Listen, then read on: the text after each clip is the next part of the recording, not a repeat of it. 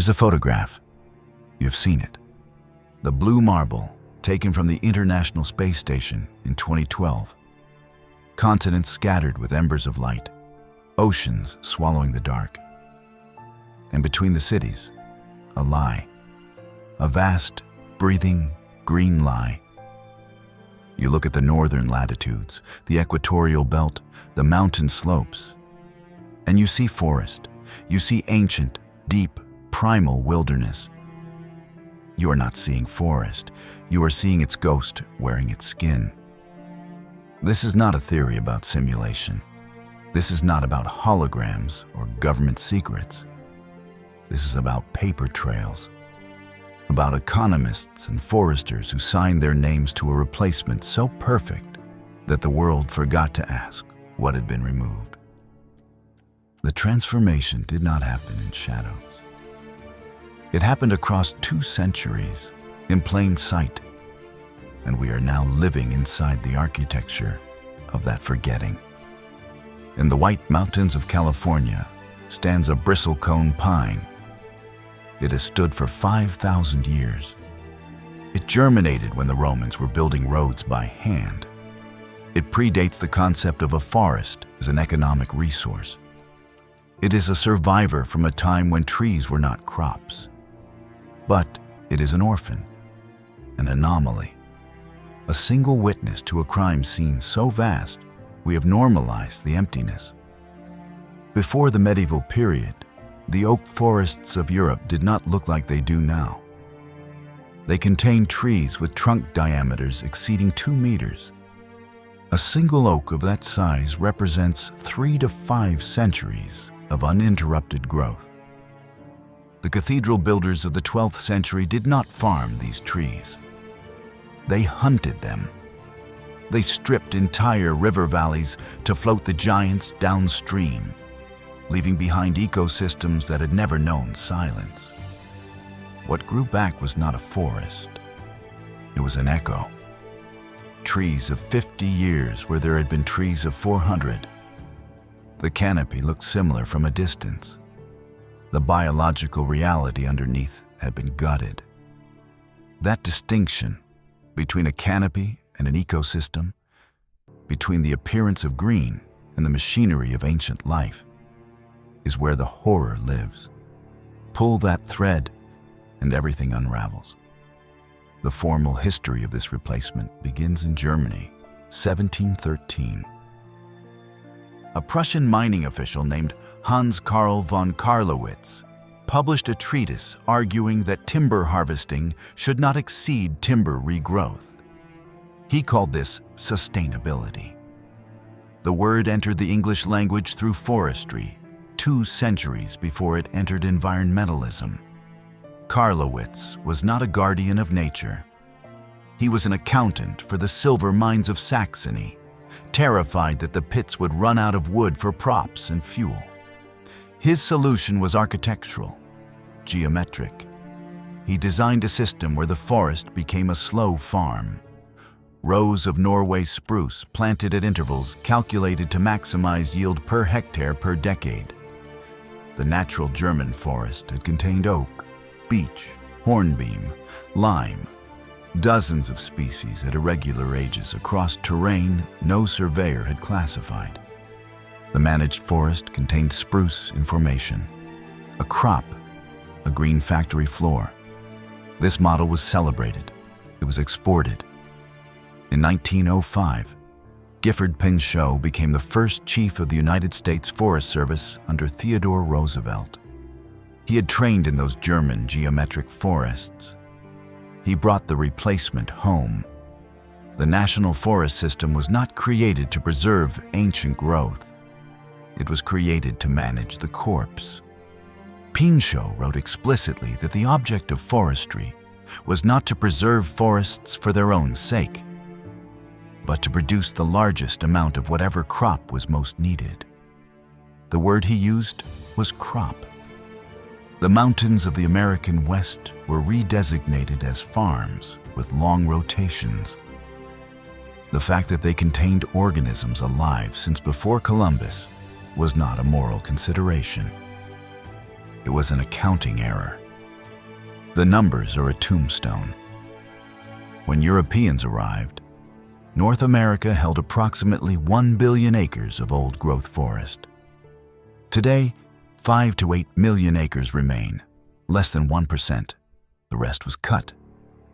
What grew back, what the Forest Service calls forest, what the satellite images show as green, is second growth.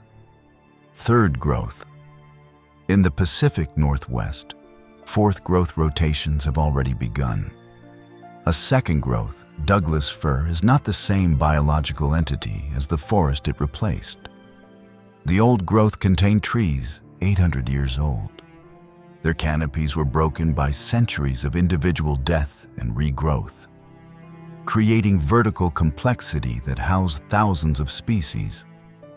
Fallen logs in decay supported invertebrate cities. Mycelial networks connected roots across hillsides, transferring carbon and water between trees, a communication system centuries in the making.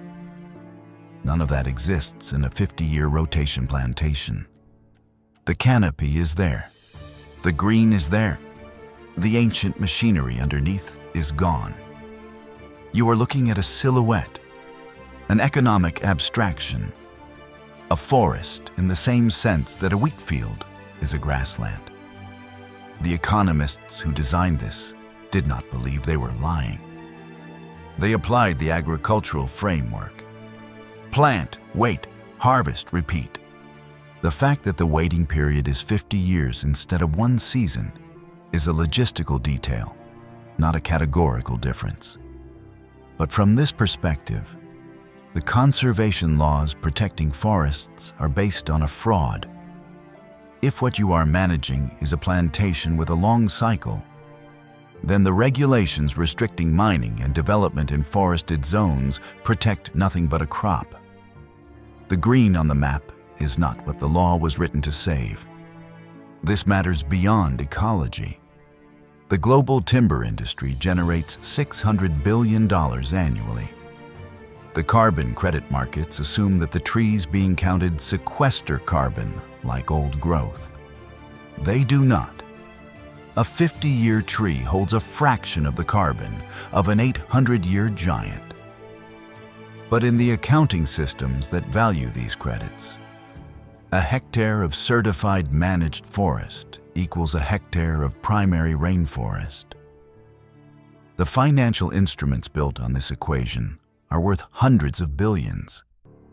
They are built on air and young wood. The substitution became invisible in 1992. At the Rio Earth Summit, nations agreed that a forest required only 10% canopy cover and a height of 2 meters. The definition was designed to be inclusive. Instead, it became a cloaking device. A 6-year-old eucalyptus plantation, planted to be pulped for paper, counted as forest under international law. Brazil includes eucalyptus monocultures in its statistics. Chile counts pine plantations on cleared native land. Canada counts aspen regrowth after clear-cutting. The United States counts 30-year tree farms. All of it is forest. All of it is green on the NASA images. All of it supports the claim that global forest coverage has remained stable. It has not. Only the appearance of coverage has remained. The reality has been simplified, reduced, and replaced. In 2015, a study announced that Earth has 3 trillion trees. The number was celebrated. What was buried was the accompanying finding that tree density has declined 46% since the dawn of human civilization. Nearly half of all trees that existed when agriculture began are gone. And within what remains, a 2020 study found that only 3% of Earth's land surface is ecologically intact. 3%. The rest has been altered, simplified, or replaced by the managed simulacra. The most honest voice in this horror is William Nordhaus, the Yale economist who won the Nobel Prize for integrating climate change into economic models. His work explicitly treated natural ecosystems as inputs to production. His models assumed that human and manufactured capital could substitute for natural capital. A steel bridge replaces a wooden one. Same function, different material. This assumption became the foundation of 20th century policy. It is biologically false. A managed plantation does not filter watersheds like a forest. It does not form soil across geological time. It does not regulate temperature or harbor the species we depend on, but cannot name. The substitution is a phantom. The water has stopped flowing, but we still point to the aqueduct and call it infrastructure. Look again at the blue marble. The green you see is the third or fourth generation of a crop planted on the graves of the original forest. The soil that formed over millennia is gone. The networks are gone. The nurse logs, the snag habitats, the understory species are gone. What remains is the architecture of loss, a green desert that photographs like paradise. In the British Library, there is a tuning fork. It vibrates at a frequency no one alive is fighting for. The ancient forests are the tuning fork. They were a specific note, a complexity that took centuries to achieve. We have replaced them with a different instrument that looks similar but sounds like silence. When you walk through a modern forest, you are walking through the ruins. The stone is there. The water stopped flowing long ago. The question is no longer how much forest remains. The question is whether we can recognize the difference between a living system and its cosmetic replacement. The satellite shows green. The statistics show stability. The treaties show protection. But the biological machinery is dead. We are managing a cemetery, selling tickets to a green graveyard, and calling it conservation. The bristlecone pine still stands in California, 5,000 years old, watching us. It is not a monument to what we saved. It is a witness to what we replaced, and it stands alone.